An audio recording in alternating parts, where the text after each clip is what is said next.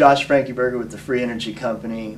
I'd like to thank Pat Ertz. We're always looking to see where we could save money in order to make ourselves more efficient so that the ratepayers of the district that are buying the water are getting the most bang for their buck. The board for the Jackson County Water Department, Ken Reed of Hathmore Technologies, the city of Raytown, they were great to work with. We'd also like to thank Kansas City Power and Light for having a very aggressive rebate program available that allows us to help customers like Jackson County Water Department achieve a $50,000 rebate. My name is Patrick Ertz. I'm the district manager here at Jackson County Public Water District number 2.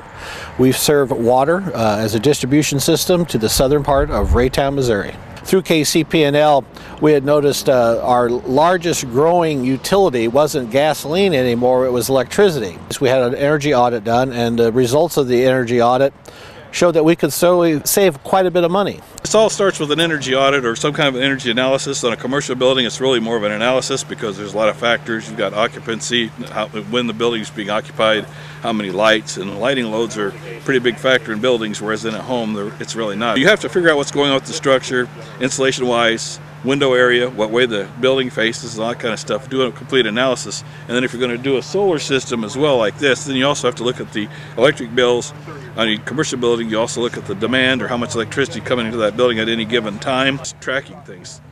And what we do with the solar system is try to figure out how to match how much you need, how fast you're going, to how much we can put into the system, and we try to make them be identical as much as we can. Hello everybody, thank you all for coming to our open house here at Jackson County Public Water District number 2. Really appreciate you all putting up with the cold. I'm glad Pam's got a coat on so I don't have to talk too fast, but I do want to thank a few people that came. Of course, City Administrator Mahesh Sharma with the city is here, and many more people there, but we also have our Board of Directors of Jackson County Public Water. Now, let's go cash this. Yeah, there we go. I got news for you. It's in the bank and it's good. It's very exciting to look at the new meter when they did the meter swap on a sunny day and watch it go in the opposite direction and actually see our bill going backwards, and to know that you helped us do that. It really makes you feel good about the system, and it's a technology that I believe has found its time to start coming more and more, especially in applications like this where we're a stable business that isn't going anywhere we hope for a long time. We'll always use water, so we think it makes sense for this application. So here we are at the solar array. What we're looking at is the entire racking system, but specifically this is a monocrystalline solar panel. There's 124 of these installed here on site. The cumulative total is a 30 kilowatt solar array. One of the major misconceptions that we come across in my business is the durability of this product. How is it going to stand up being outside? The first thing I'd like to say about that is this is an outdoor rated product. It is extremely durable. It is manufactured to withstand the elements of outside, and through that process still deliver. We are currently delivering 20,000 watts to the facility for Jackson County Water Department.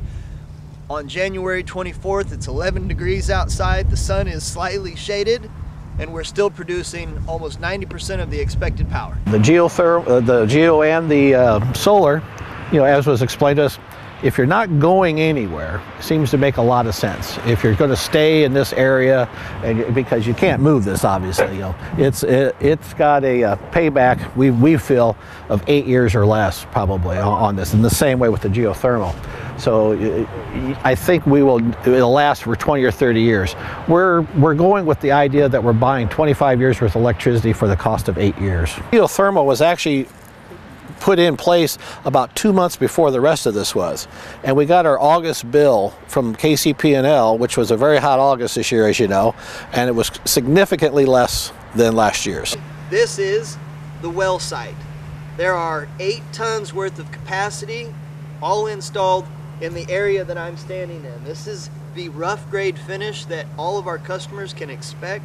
We also include landscaping as an additional fee for all of our customers. However, Jackson County has their own landscaping department that will be putting this back together in the springtime.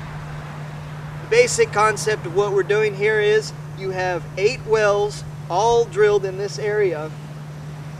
They go, a 6-inch round hole is drilled 200 feet deep We put them on 15-foot centers, so there are a 4x4 configuration here. You have one about where I'm standing, you go 15 feet away from me here, and you have another well installed, so on and so forth back till we get to a total of 8 geothermal wells. These wells are then trenched back to the equipment where the connections are made. Once we make our connections to the loop field and our connections to the interior unit, we have a complete geothermal system. It's like a sponge. It soaks up the water, the heat down below, brings it up here, squeezes out the heat of the water, and then that goes into the building. Even though it's only 55 down there and you want it to be 75 up here, as you compress it, it gets to 75 and hotter. The amazing thing about this project is it's 11 degrees outside currently while we're videotaping this. Our geothermal units are running. You can barely hear them in the background, and it's 74 degrees inside. Very comfortable.